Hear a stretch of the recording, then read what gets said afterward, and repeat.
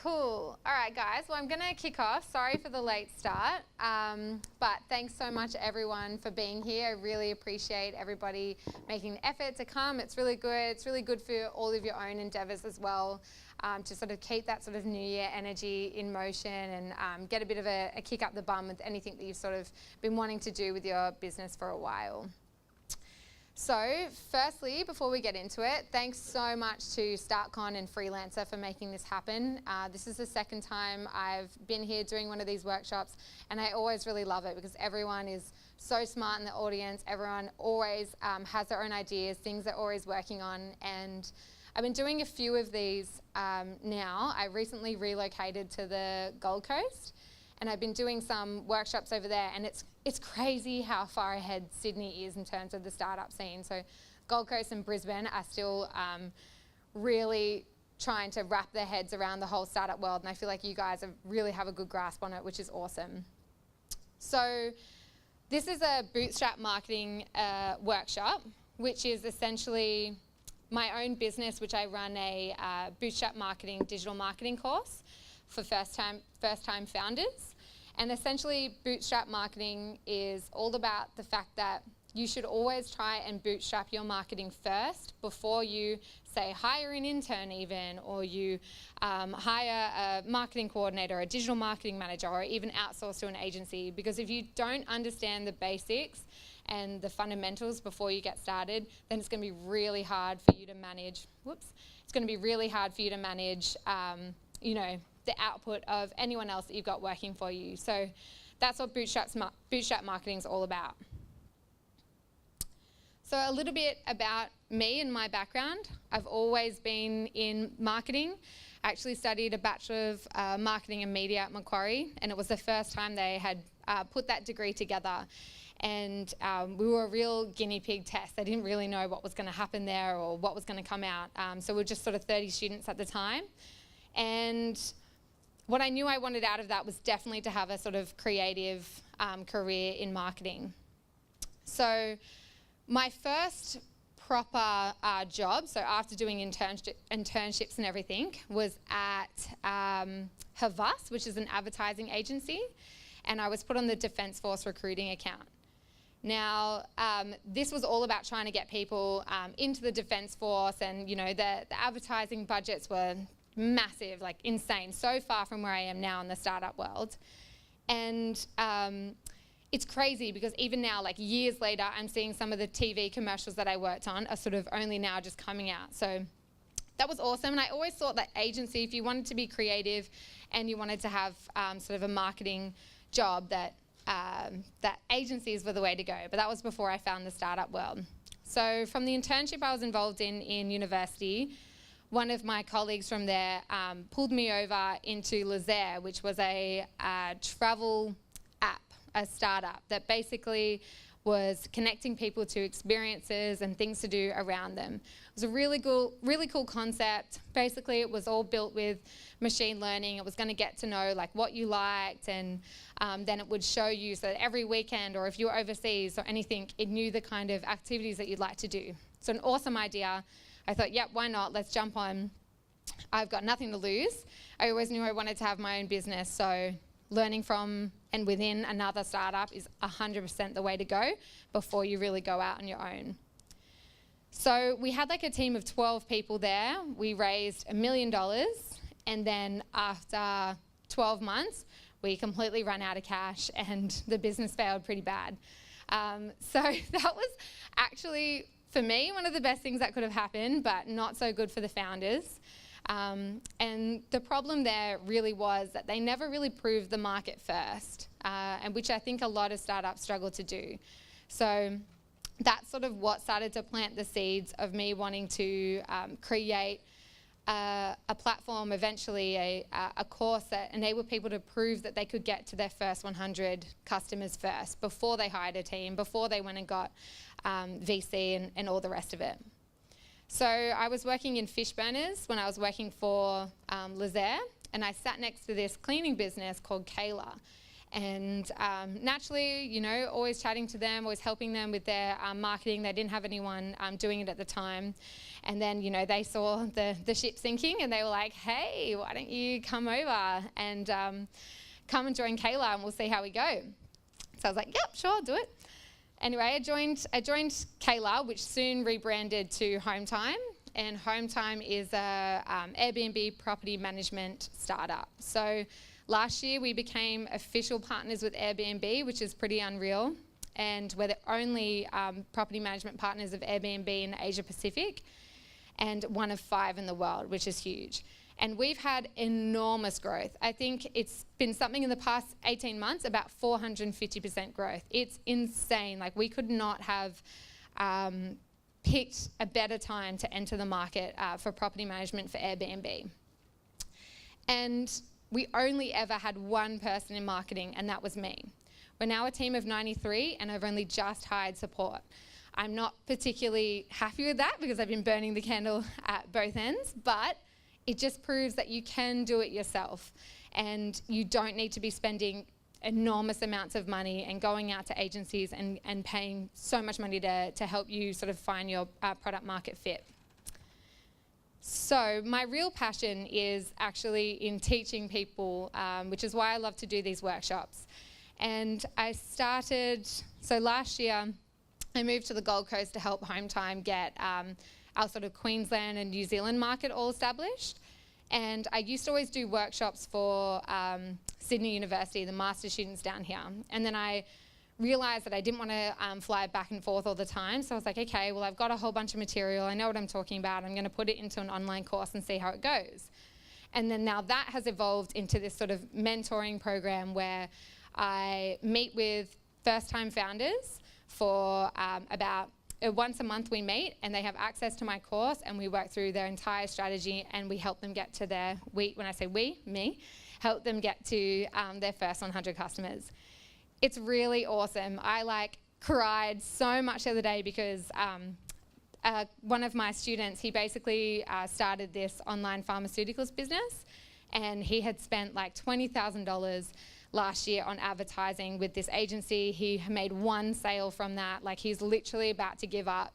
And he got referred to me, and in 1 month, we've made 16 sales, and he has spent $150 to get those sales. And when, thanks.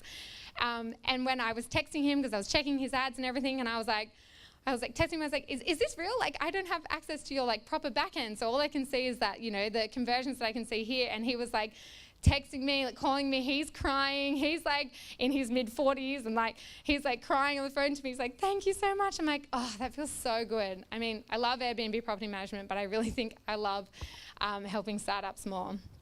So anyway, down the bottom are just another couple of clients that I have in my portfolio at the moment for my first-time founders. So I'm keen to get a feel for the room as well, just so I can tailor the way I talk about some things tonight. So can I please get a show of hands of anyone who's like currently working in a startup or is started a business themselves? Okay, awesome. And who here is currently working in digital marketing? Okay, cool. And maybe just keep your hand up or put your hand up if you've been trying SEO and you haven't really been getting anywhere and you're flying blind a little bit. Okay. Okay, good. At least you guys hopefully will take something away from today. So, I mean, it's no surprise that 95% of clicks on Google happen on the first page, and position 1 and 2 get 50% of all the clicks. SEO is completely important. If you think about as well the kind of people who are on Google, even the keywords that they're typing in, like find an Airbnb property manager near me, childcare, child equipment near me, they've already put themselves way further down the purchase funnel. So these are people who are ready to be sold to, right? So Google is so important. You know, AdWords and SEO and everything to do with Google, I would say, is so much more important than Facebook. So if you're not sure where to put your efforts, I would always put your efforts and your budget 80% on Google, 20% on social media. That's sort of my general rule. So for today, we're going to go through like exactly what SEO is, what it's made up of, what are sort of the key factors within it, what are the key areas you should be focusing on, and how it can help your business. I will show you how you can start to think about an SEO strategy, and I'll also help you to work out exactly the best keywords for you to go for, because they're not always the ones that you think. And of course, I will go through how you can start to improve your organic rankings. Also, just so everyone knows, there's an opportunity at the end where you can go to a URL and download these slides as well. Cool. So what is SEO? Well, I always explain that, first of all, it's really important for us to think of Google as a business. I think we've gotten so used to Google just being, such a helpful platform for us. I pretty much associate Google with the internet now. But Google is a business itself. So it wants its customers to have a good experience every single time they go on the platform. So Google wants to make sure that if you're a website that's just launched a week ago and you don't know what you're doing and you're flapping about, they want to make sure that no one comes across your website. They want to make sure that the people, when they go on Google, they find exactly what they're looking for, the most relevant information, and they have a good experience when they get there. That's the only way Google will survive. So essentially, I think we all know that SEO is organic, it's not paid. Like, yes, it might take some of your budget to focus on it, but you don't pay for SEO. And if anyone tells you to pay for SEO or backlinks or anything like that, run away as far as you can, because you shouldn't be paying for anything to do with SEO. So SEO, just for anyone who is still sort of shaky about what it is, it's basically the practice of improving your ranking on Google. So trying to get you to those top 2 positions on Google. That's basically it in a nutshell. But I'm going to tell you to sort of start to think about it a little bit differently as well. So SEO, or at least the ranking system, is Google's way of quality controlling what kind of content is on there, what content that their users see. So a really simple formula is relevant keywords plus a high domain score equals a good SEO. So what is a domain score? Well, your domain score falls under your domain authority. And essentially, it's all about how Google starts to rank people as well out of 100. So essentially what it does is every new website that comes on, it gives them a domain score of 1. And then anything close to 100 means that, Google has vetted you as a really good, viable business and a viable site. So if you think about, publishers that always have people coming to the site, they're driving a lot of traffic, they've got a lot of links coming from there. So think of AFR or BuzzFeed or any of those sort of sites. They have a really high domain authority because Google's essentially saying, we trust you. And then what happens is when you start to get links to your website from those domains that have a high domain score, then slowly that's Google's way of saying, okay, well, if this business is legitimizing this business, then they must be good.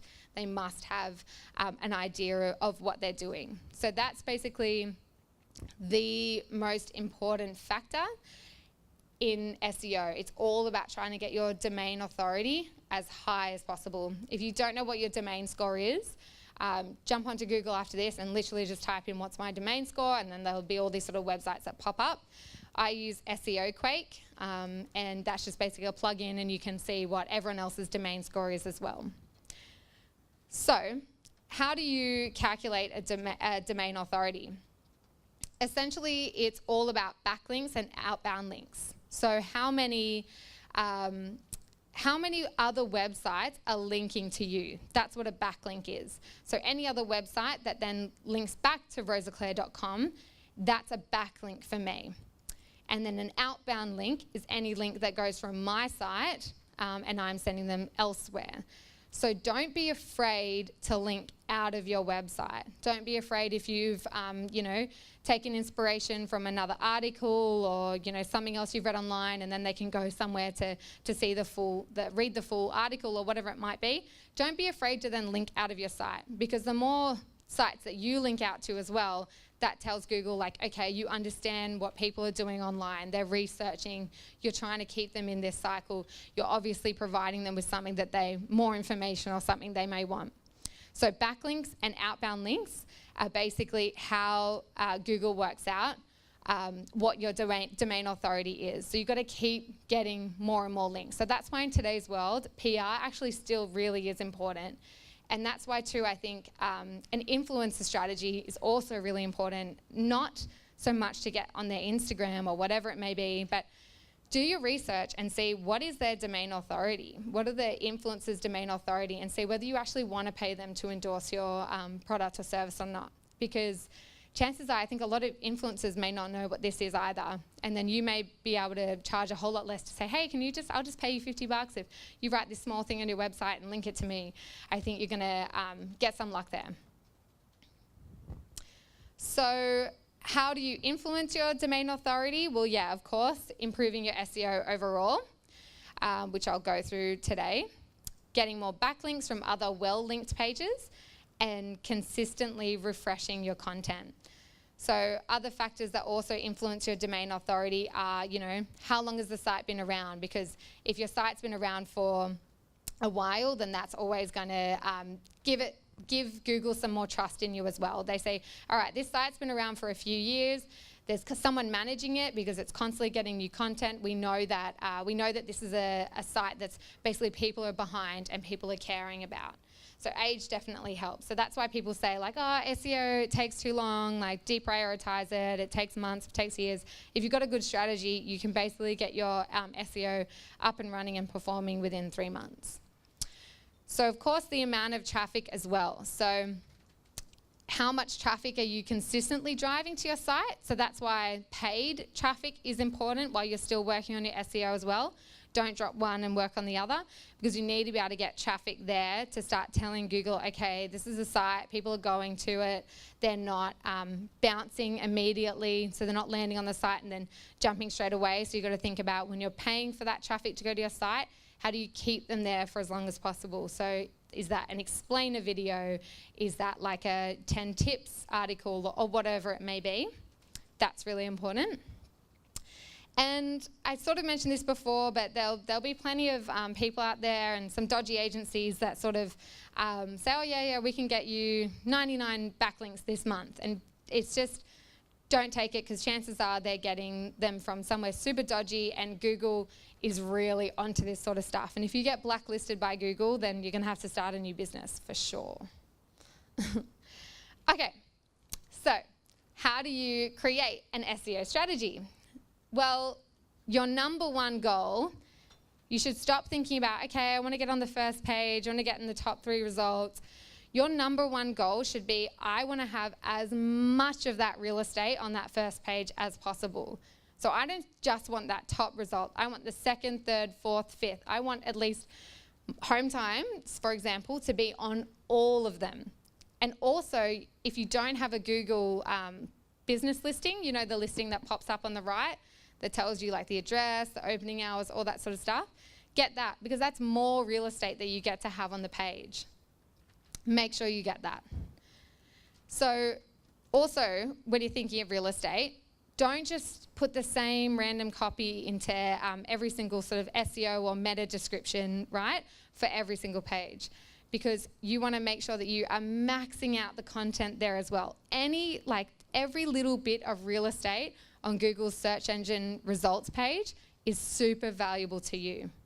So you might think, okay, my number one goal, using Hometime as an example, is to get property management as my top result.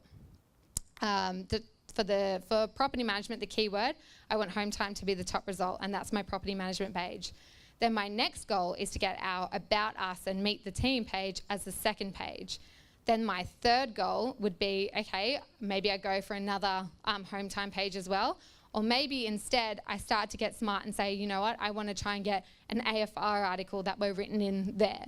So how do I go back and make sure that I can curate when I'm sending out these press releases and so on, that they have enough of the keywords and everything that I need, so that no matter where this person goes, all they're seeing is Hometime. Even when they go to click on a blog that might have the 5th the 5th position, make sure you've reached out to that blog and you get yourself on that page as well. So think of, you want to be absolutely everywhere on that first page, not just the top result.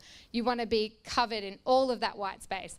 So definitely make sure after this, if you don't have one, get a Google My Business listing and make sure you do it properly. Fill out the description, your opening hours, your phone number, put good photos up, videos, put offers up even. Just do anything that Google offers to you there. Do everything you can to make sure that you just fill up that page.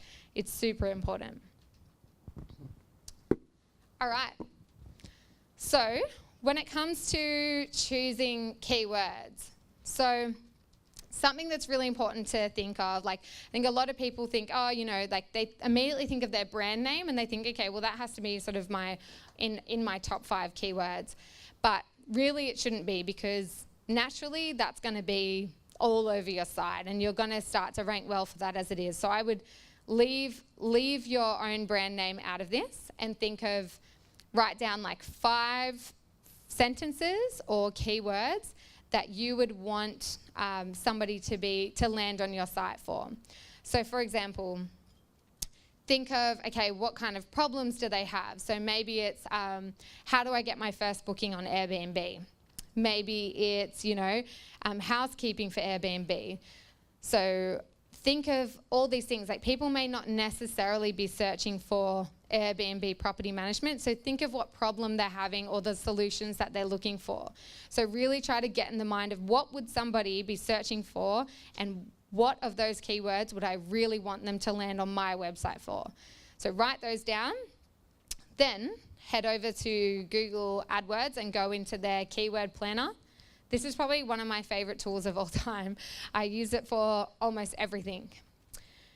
So this is an example from one of my students, Utoppii. She does backpacks, and basically her backpack is like super versatile.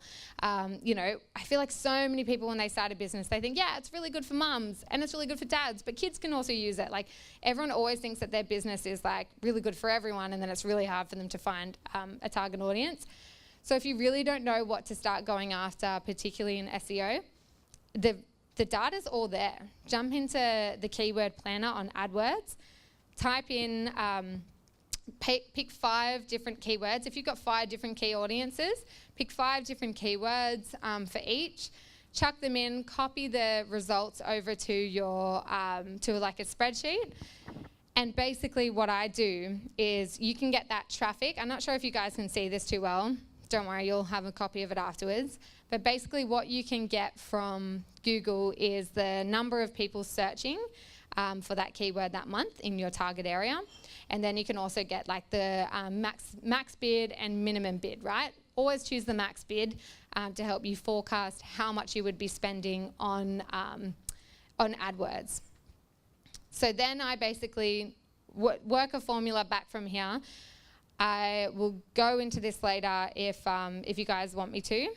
But essentially what I come to is I figure out, okay, how much would it cost me to advertise on AdWords for these certain keywords? And basically it's the keywords that would cost me, you know, enormous amounts of money are the ones that I go, okay, they're the popular ones, which I could have figured from the traffic anyway.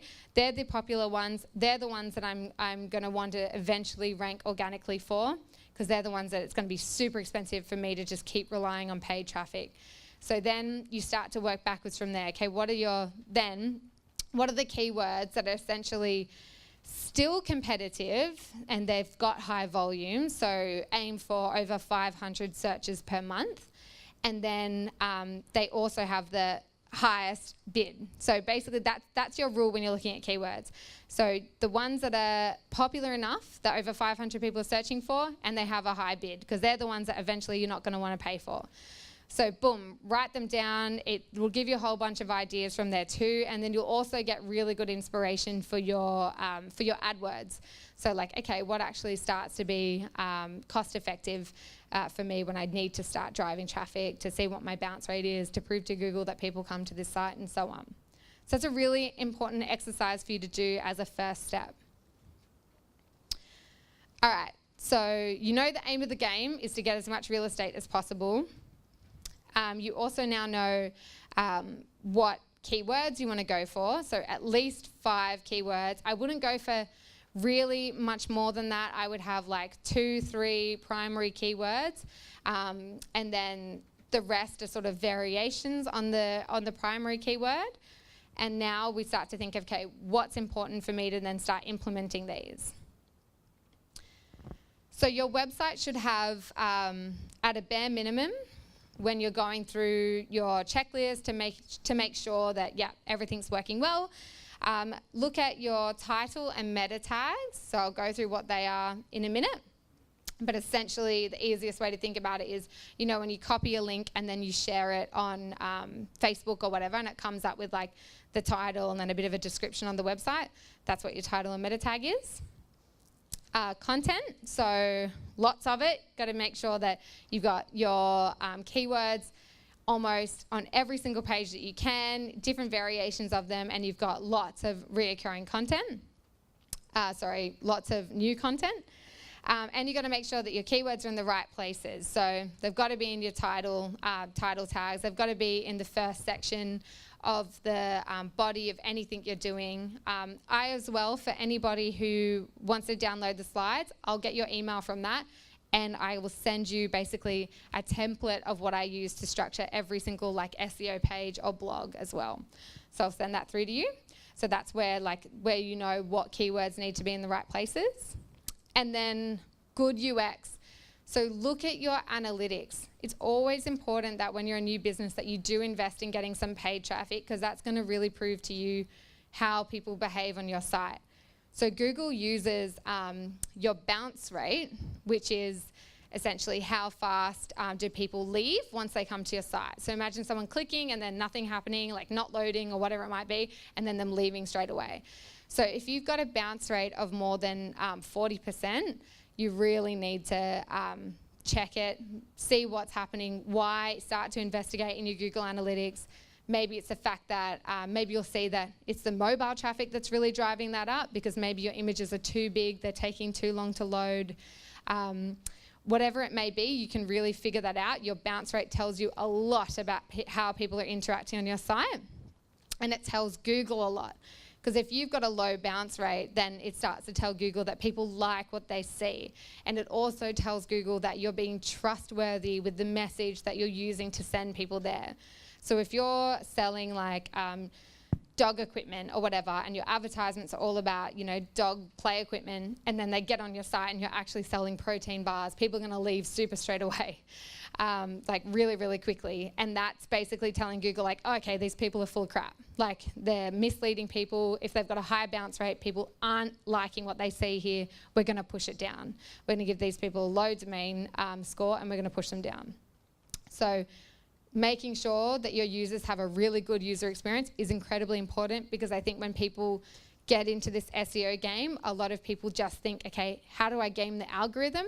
How do I build my website to be super functional for Google? And then they forget about the user. And that's actually the most important thing. So yeah, fast at loading, code, images, all that sort of stuff, that all feeds into your UX. Cool, so exactly what are meta tags and how should you be writing yours? So every page needs to have at least one keyword as its core focus, and titles are one of the most important elements of SEO. Full disclaimer, no one completely knows where Google puts most of its weight. They doesn't know whether, you know, a lot of the weight is behind backlinks or blogs or wherever it might come from. We just know that all of this affects it. But we know that title and meta tags and your backlinks are really, really up there. But anyway, so let's have a look at this. It's really hot in here. Oh my God. Is there anyone from StartCon in here? Yeah. Is there aircon? Okay. Oh God. All right. I thought I was used to it with like the Gold Coast heat. I was like, oh my God. Okay, so here's an example of, you know, when I type into Google, buy women's shoes, right? So we can see here there's like a good example and a bad example. So in the top result, it's the iconic. look how many times they have like, women's shoes in there. So, immediately women's shoes is the first thing you see. They push iconic right back to the end, and they've fit it in there as much as possible. You can even see that it's in the URL as well, which is really important. You've got to make sure that your keyword is in your URL. And obviously not all your URLs can be the same, so you've got to find out what can you do about that. So, for example, Hometime, it'll be like www.hometime.io/Airbnb property management for just the general inquiry page. And then after that, it would be like Airbnb property management about us. Like, just keep building it up. That's really important. Just making sure you're keeping those relevant keywords in there as much as possible. And then you can see at the bottom, so general pants, it's the, coming up for the same result. It's pushed down to like 213. I had to scroll like through the pages a lot to get a really bad example, as I wanted to show you. But basically you can see here that, it's super general, it's branded. For new sites, a lot of the time that is, what everybody does. Like you think about SEO and the title tags all last, but it's really important because they also appear at the top as well. So this is something I want to make sure that everyone goes back and they have a look at, and they make sure that it makes sense for what's on the page. So your best practices when it comes to title tags is that they really should be unique. So rather than your URLs, your title tags need to be have a variation. So they can't all have the same keyword in every single thing. So if it's your homepage, it can't be the same as your contact us page. It can't be the same as your lead generation page. So you'll have to start to get like really clever. It's easy if you offer like lots of different things. But for example, Hometime again, we have to get really clever about how we can start to put these keywords in there. So sometimes we'll swap it out for, short-term rental property management, or, property management for Airbnb, and then Airbnb property managers, and so on. So it sounds super repetitive, but you've got to swap it out and make sure that your title tags are unique for every single page that that'll link to your site. And your first 50 to 60 characters are the most important. So you can see in that example before, Iconic put their name right down the end. So make sure that you're doing the same thing too. It can be really tempting when you've got a new brand, you're trying to get out there to put Rosa-Clare Digital, Bootstrap Marketing in front of everything, but really got to put what's relevant to the user first, because they don't know who you are yet. Make sure that everything you do, we're gaming the algorithm, but we're also always making it user-friendly. Cool. So meta descriptions are basically just the section below that describes what's happening on the page. So you want to make sure you're putting your keywords in there as well, but you also want to make sure that these descriptions are really user-friendly. And you can see here at the end, they've always got a call to action. So the Iconic are run by Rocket Internet, and if you're going to learn from anyone in terms of e-commerce and how to get things to convert online, it's Rocket Internet. So they really are the best of the best when it comes to digital marketing. You can see they've got that call to action at the end, so shop online. You can see that they've got in there as well basically what their USPs are. So they've got free delivery. They're also trying to put this keyword in there as well. So shoes online they've got. And you basically want to use that as your mini little bit of convincing text. So people are going to be scanning the results. If they see your keyword in the title, in the URL, in the meta description, and then you also are able to fit a little USP, so a selling proposition or something that makes you different, free delivery, whatever it might be, make sure you chuck that into your SEO as well, into your meta description. So really important. It can be really annoying, especially if you've built a massive site, to go back through and revisit every single meta tag, but it's well worth it. So for your meta descriptions, so keep in mind that Google uses this in their search engine results page, and it can greatly impact your click-through rate. So that's sort of what I was just going through here. So having that USP, having that call to action at the end as well. And what happens too is we're coming back to that whole owning as much real estate. So we can see here that you just want to fit as much in that meta description as possible, and you want to make it as relevant as possible. Making it more relevant is going to increase your click-through rate dramatically. It's going to get people to, see your thing, be convinced that basically you are going to deliver them what they're searching for. Now, what I want you guys to start thinking about too when you go home from today, whenever you Google something, notice how you actually really do look at the URLs, and you really do start to be influenced on which links you click on. So, if you've got two in your URLs, if the words are sort of too harsh, so you've got like maybe you're a kindergarten, you're trying to get people in, maybe you've got in there like enroll now, people might think they're going to be sent straight to an enrollment page when they're still doing their research. So it's actually really, really sensitive. So you want to make sure that you're making it as relevant as possible, and you're putting the right and important information in there. But you've got to think about you also don't want to scare people off, like add to cart or whatever, like you just wouldn't do anything like that. So the relevancy also all feeds back to telling Google whether or not your site is legitimate and whether or not your site is giving people what they want. So how to keep your content relevant, we all know how to keep it relevant. Just make sure you're selling exactly what you're aiming for in your SEO. But yeah, look again at what your bounce rate is.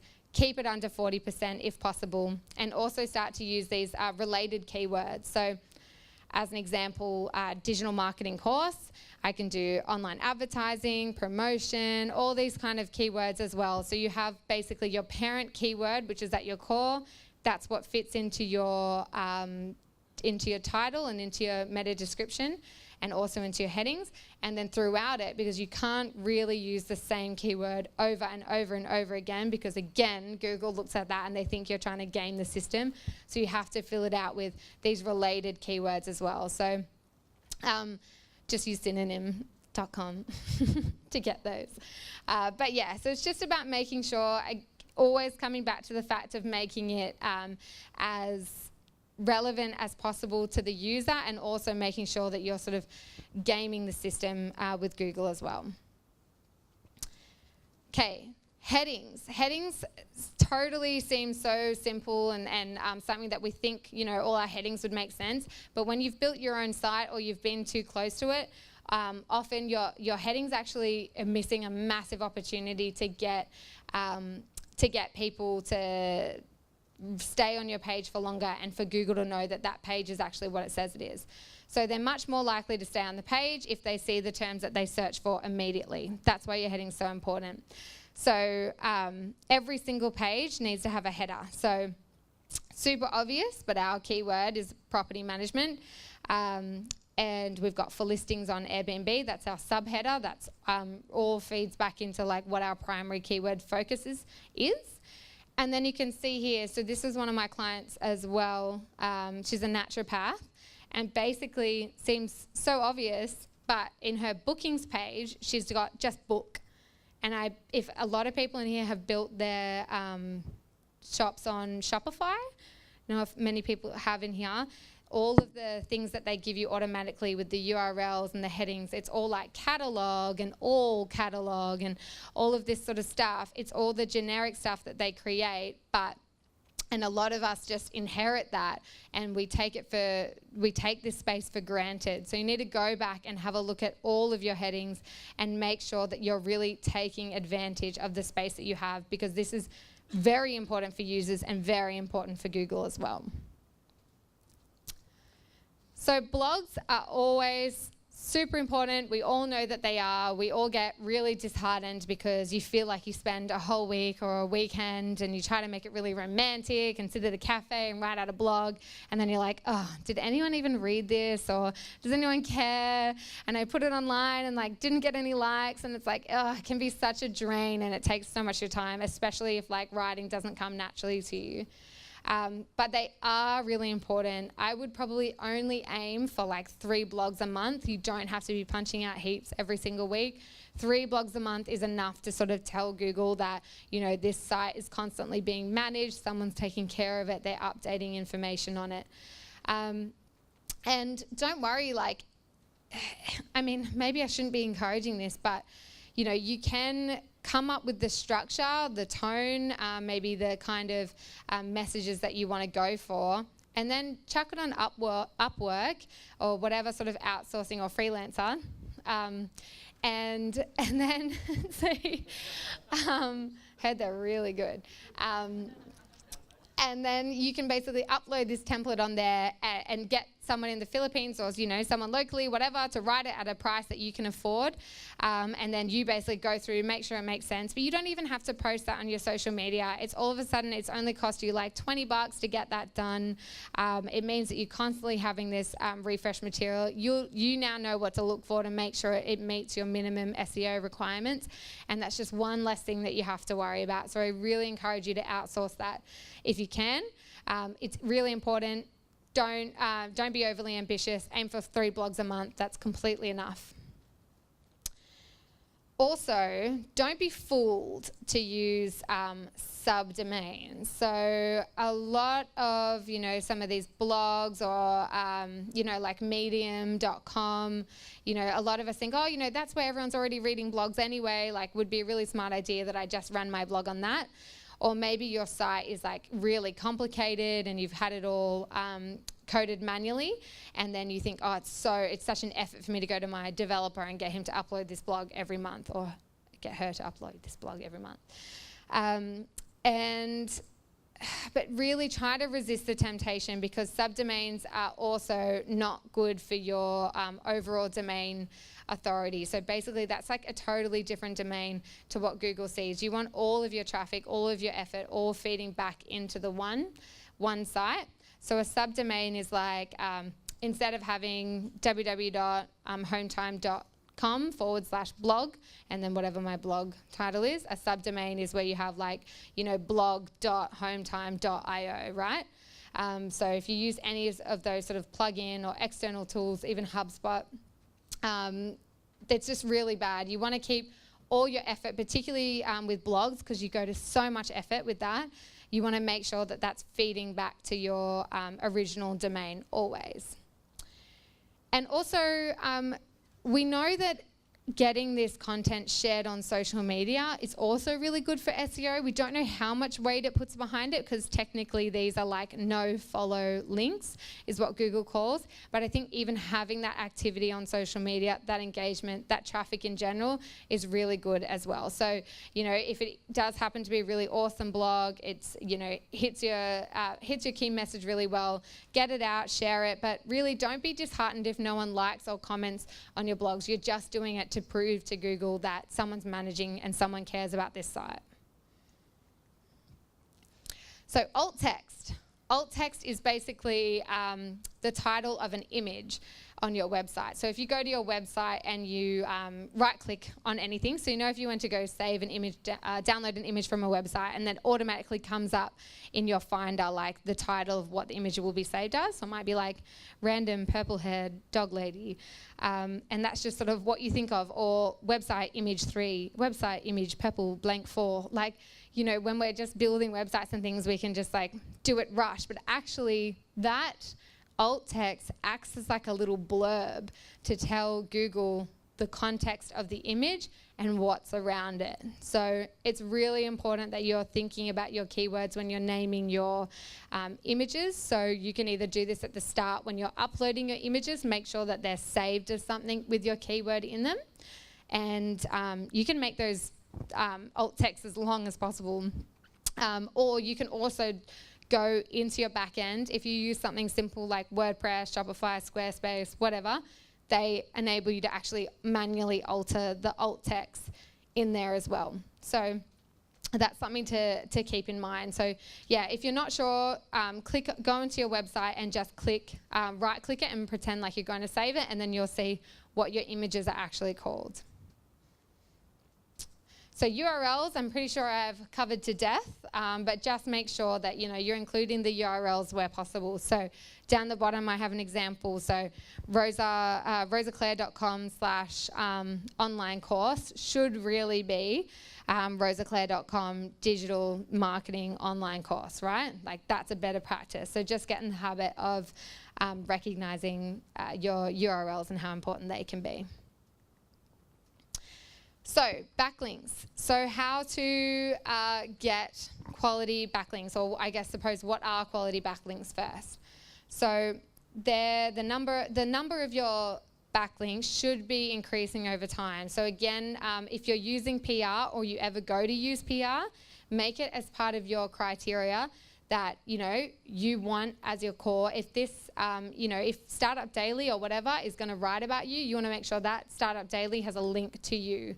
So that's something you have to be really strict with when you're sort of doing co-blogging, or you're sharing, or someone has offered to write a blog for you on their website or whatever. Make sure that as part of your conditions, a backlink is always in there. So. And don't waste your time on small fish either. So don't just go to your mates and say, oh, I'll give you a backlink if you give me a backlink, and we'll just be backlinking each other. You're just basically your domain authority, your score is it's never going to rise. So you want to make sure that you're getting those backlinks from those really good sites as well, the credible sites. So think big, like anything that has traffic consistently being driven to it, that they're the websites that have a high domain authority. So think of realestate.com and Domain and I mentioned BuzzFeed and AFR and The Australian and anywhere that's constantly driving traffic and they're constantly linking out, they're the ones that are always going to have a high domain authority, or the really popular blogs as well. Cool, and now your anchor is basically what is the word that gets linked when they're putting in a link. So for example, I have down the bottom, you could check out this digital marketing course here, and that digital marketing course, it might be the link, and that's really good.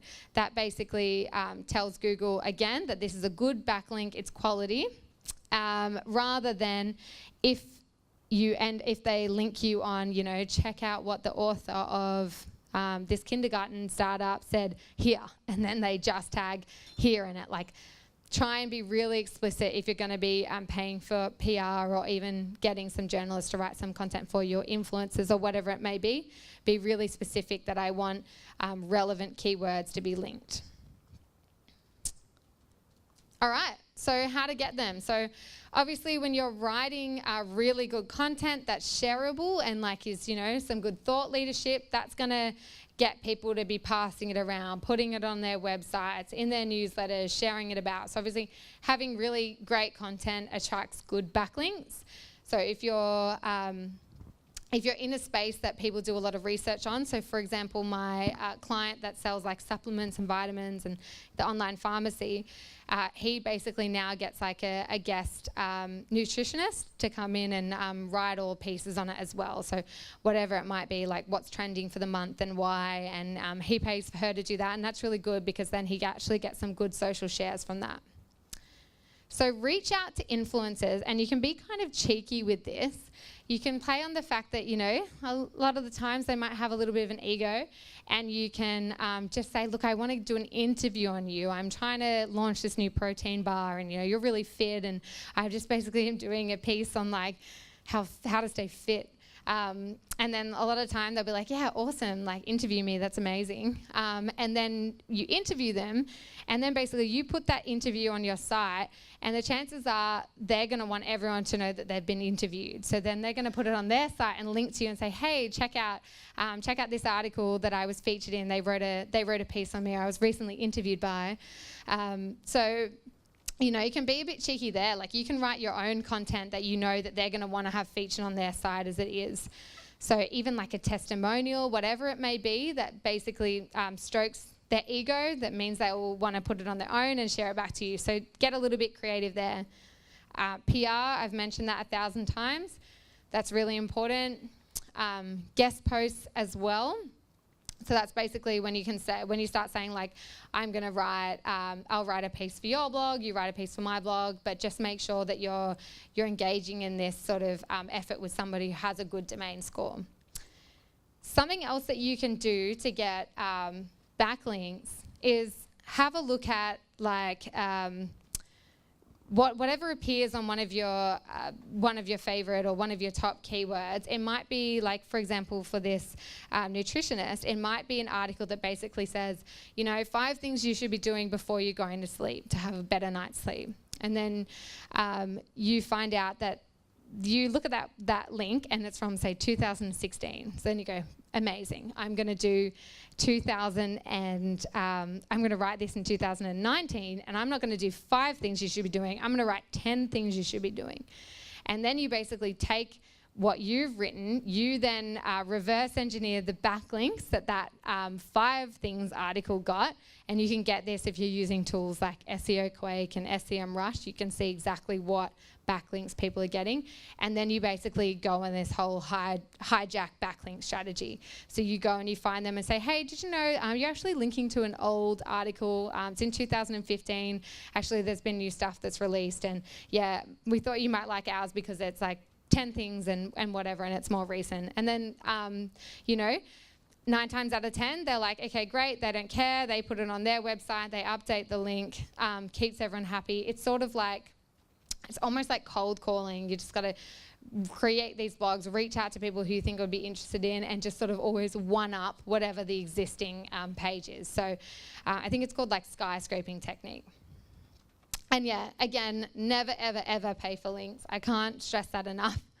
Don't do it. Cool.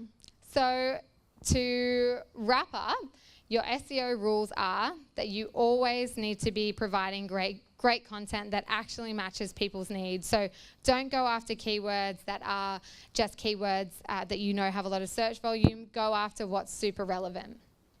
Make your site really easy to use for people, and make it really, really easy to use for search engines. So that's through all those little techniques we've talked about, like your meta tags, your meta titles, your URLs, your heading, all of this sort of stuff. Make it just super Google friendly, but also super, super user friendly. And make sure you get that real estate. The real estate on that search engine results page is the most important thing you can get. And just a little hot tip for anyone who's sort of is like an online business and you don't have like a storefront. Google doesn't like businesses who don't have a physical presence. They don't really like them to have those listings. So you've got to basically verify, so get it just sent to your own address. They send you like a letter, and then they call you, and then you verify. And then they might even just ask you a few questions on the phone, like, and for me, it's like, yeah, well, I service my clients here. They come by, we do our sessions. It is a legitimate place where my customers can come to, so then it meets that criteria. So just do the same. Make sure that you put in the location that you're actually at, because they'll send a postcard there to verify it. But you don't have to put your whole address there. You can say just Australia or whatever suburb you're operating in as well. So I mentioned before that if you wanted these slides, make sure you go to this URL here. Again, that will email you these slides, and then as well, I will just make sure I send out like a template that might be really handy for people, just how many keywords you should be putting where, how many like words you should have per paragraph, and so on. So all of that sort of stuff is really important.